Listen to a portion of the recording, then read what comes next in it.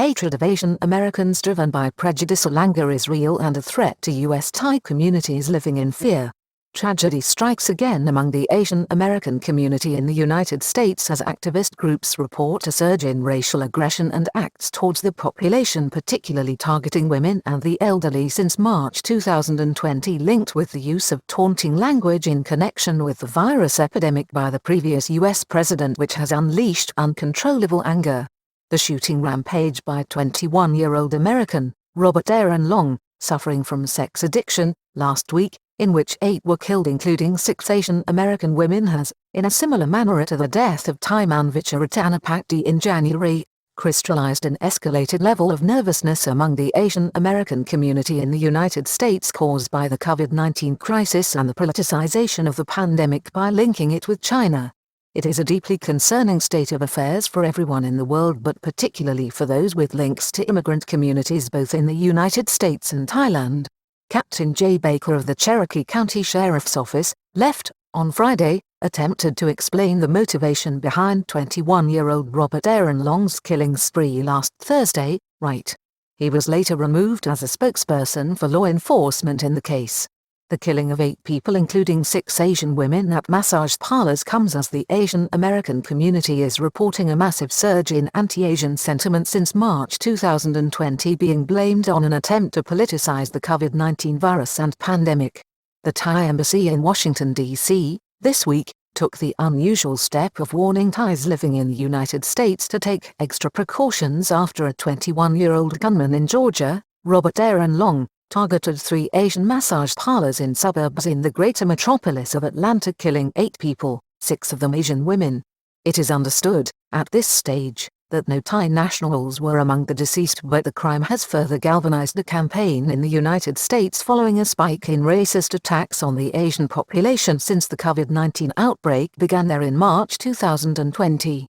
Anti-Asian feeling in the United States is real, and the recent death of 84-year-old Thai man Vicharatanaphakdee marked it out clearly. The extent of anti-Asian feeling in the United States, particularly in California, which is the home to more Thais in America than any other state, was crystallized at the end of January when an 84-year-old retired Thai bank auditor, Vicharatanaphakdee, was murdered in San Francisco in a random attack by a 19-year-old African-American named as Antoine Watson from nearby Daly City.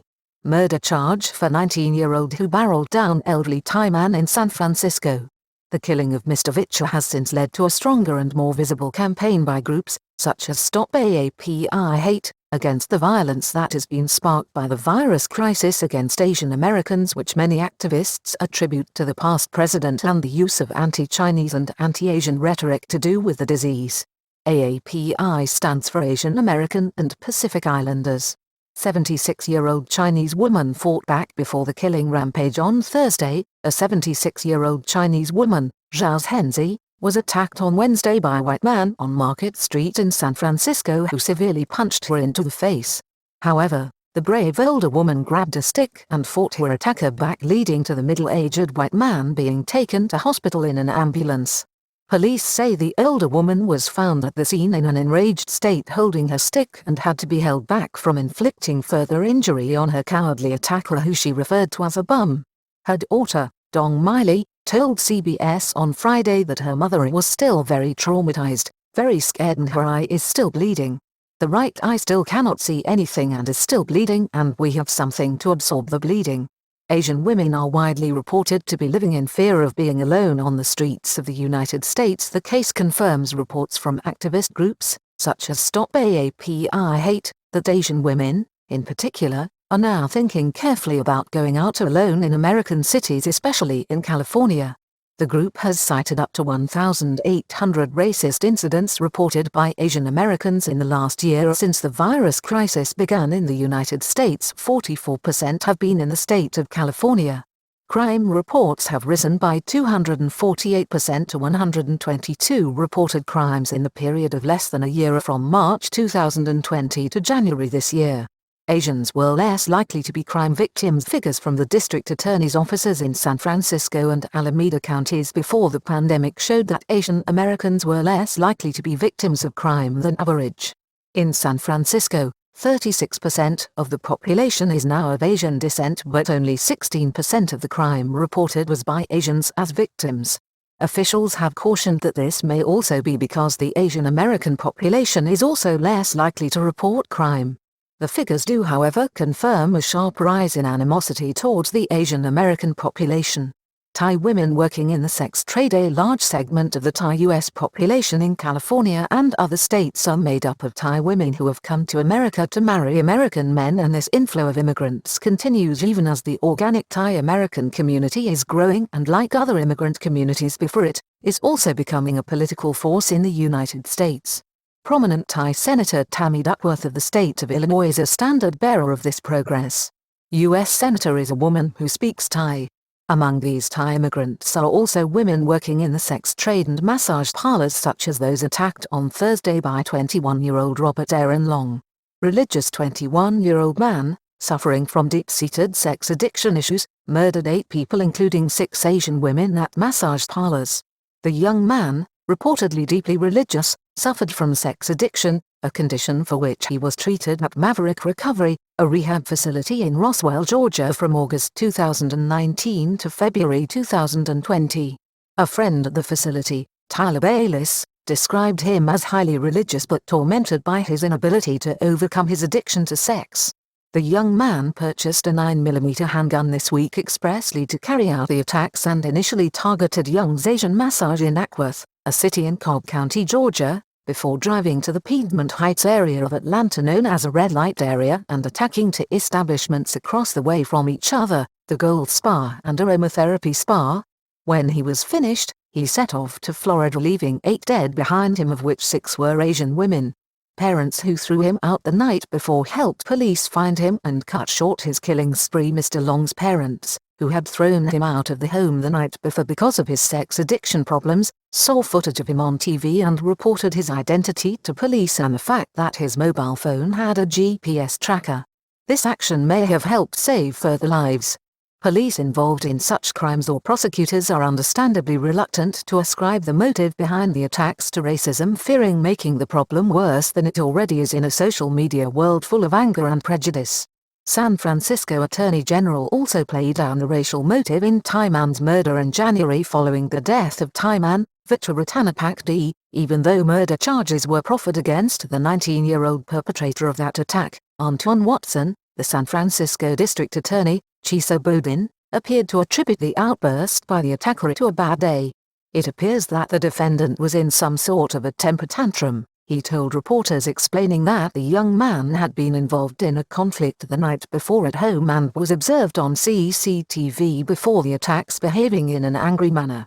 Cherokee County Sheriff's Office spokesman removed after explaining the 21-year-old's motives on Thursday. Captain Jay Baker of the Cherokee County Sheriff's Office seemed to put forward a similar explanation for the actions of Mr. Long, who told police that he had considered taking his own life but felt that it would be better to act against places of temptation, and indicated to police that he had visited the establishments before as he continuously succumbed to his addiction. He apparently has an issue, what he considers a sex addiction, the police official told the press, as a temptation for him that he wanted to eliminate. The officer was later removed as the sheriff's department spokesperson on the case. Worst fears of University College Berkeley professor as she claims Asian women are being sexually objectified and racially discriminated against. These revelations have confirmed the worst fears of Catherine Seneza Choi, a professor of ethnic studies at University College Berkeley. What those statements reflect is the sexual objectification of Asian and Asian American women, and it hurt, she said on Friday. This is particularly true for the U.S. Thai population in America, and especially for Thai women who are constantly the subject of unfair prejudice linked with an old stereotype that links Thailand with prostitution. Victims' families tell us the real story of the Asian American community and the extent of the tragedy, and yet within these outrages, just a casual glance at the families of the victims can tell us the real story. It is a story of tragedy because these are good people. One of the victims of Thursday's killing spree was 51-year-old Han J. Grant, one of 4 women killed by the gunman in Atlanta. Her oldest of 2 sons, 23-year-old Randy Park, set up a fundraising page to share his grief at losing his mother and seeking help. His page received $750,000 with 24 hours, which shows the goodwill out there in the community that rejects this violence. She was a single mother who dedicated her whole life to providing for my brother and I, he wrote. Losing her has put a new lens on my eyes on the amount of hate that exists in our world. Daughter of 84-year-old Vicha tells us more about her dad who wanted to return to Thailand this year. It is a similar story to that of 84-year-old Thai national Vicha Ratanapakdee, whose death has sparked a sense of unity, purpose and strength within the Asian American community in the United States, who are now standing up and fighting back for their hard-earned status as real Americans second to none.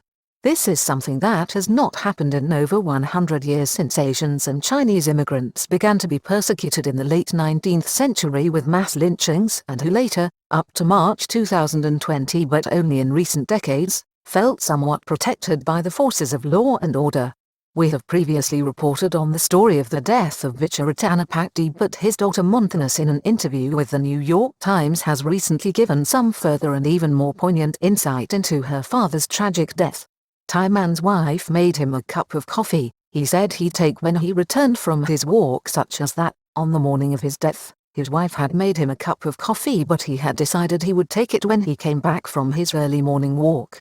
That was when, rounding a corner on Lanza Vista Avenue in San Francisco, he encountered an irate Antoine Watson who picked on him as an outlet for his uncontrollable rage. The smaller Thai man, weighing only 113 pounds, was hit by the large African-American man at full force and knocked to the ground, suffering a brain hemorrhage in an act that even Watson's public defender lawyer, Slime Anorabi, has admitted was an unprovoked act of rage. But it is rage stoked by an environment laced with anger and hatred.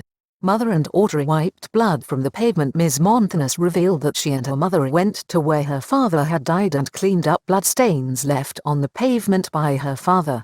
They wondered why it had not been removed previously. Mr. Vicha had worked until his retirement at Thailand's Kasikorn Bank as an auditor up to his retirement in 1996. He was not only a devout man but one committed to peace and harmony. He had followed his older daughter to the United States when she married an American to help take care of her children, leaving his youngest daughter in Thailand and his 89-year-old sibling, Siorche Ratanapakdee, who is the only surviving member of the older man's original family. Older brother recalls his brother's love of other cultures, education and his commitment to Buddhism. Mr. Siorche recalls that his brother was always interested in learning more about other cultures beyond Thailand but was also a committed Buddhist. He encouraged his daughter to take up an opportunity to study at University College Berkeley when it came to pass, which is how she met her American husband. Vicha was one of only a few people in the village who spoke English well, he recalled recently, pointing out that his young brother had studied and graduated from one of Thailand's most prestigious seats of learning, Thammasat University. In San Francisco, as the family of Ms. Vicha has played a pivotal role in highlighting the rising anti-Asian sentiment in the country, his daughter revealed that her father had already made up his mind to return to Thailand. Miss the warmth of Thailand and the food. She said he had begun to miss the warm weather and the food of southern Thailand.